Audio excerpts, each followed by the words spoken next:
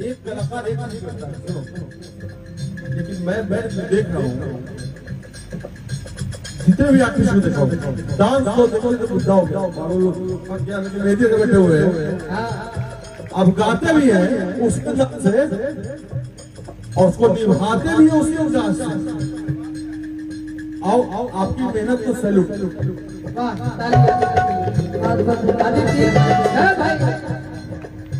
कौन दिनवा शिकार हो, कौन दिनवा शिकार हो, कौन दिनवा शिकार हो,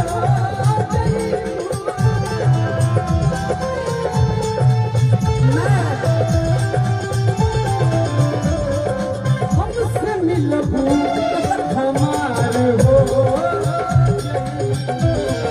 हमसे मिलबू हमार हो।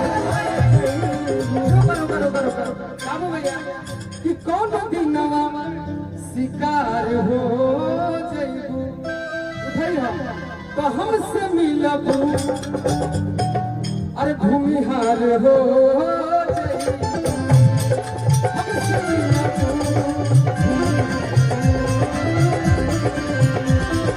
कोनो दिनवा शिकार हो जइबू,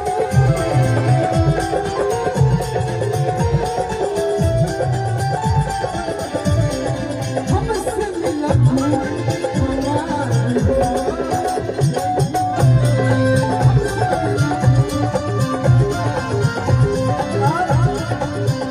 बाबू भैया की तरफ से 10,000 रुपया के पुरस्कार है। बहुत बहुत धन्यवाद। जय माता हरिद्वार, जय श्री दीदी अभी छठ में कार्यक्रम मत लिया, मैया।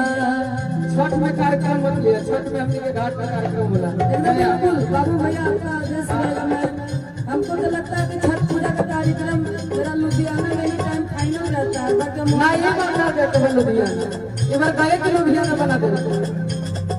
बाबू भैया का माइक जो है ना वहीं से बात वहीं से मिक्स करके रखिएगा, और बैटरी नहीं है तो बैटरी चेंज कर दीजिए, बाकी माइक को चालू रखिए।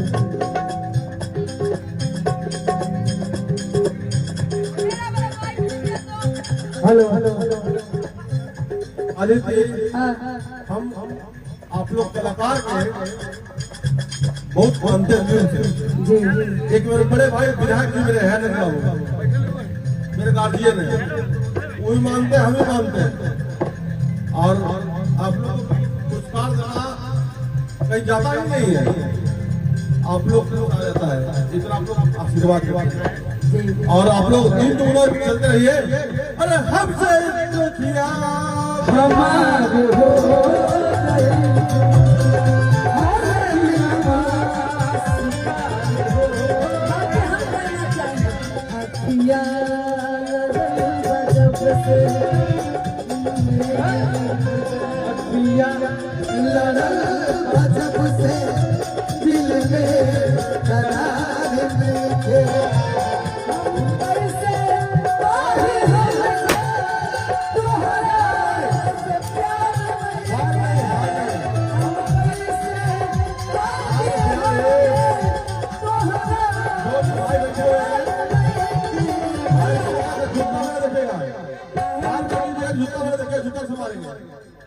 जो फाइल जूता में देख लीजिएगा, छोटा जूता है उसमें पिटाइएगा।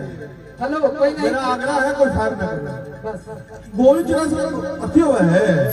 अरे मेरे मर्दे चाहिए भूमियारा लेकर दे रहे करिया करिया रसगुल्ला रसदार राजा जी, करिया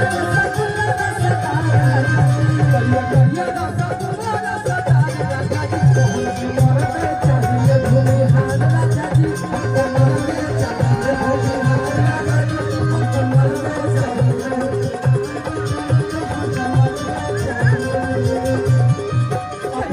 हम कहाँ से कुमार राजा जी, हम कुमार राजा जी, राजा जी, हमसे मरदे चाहिए भूमिहार राजा जी, मरदे चाहिए भूमिहार राजा जी,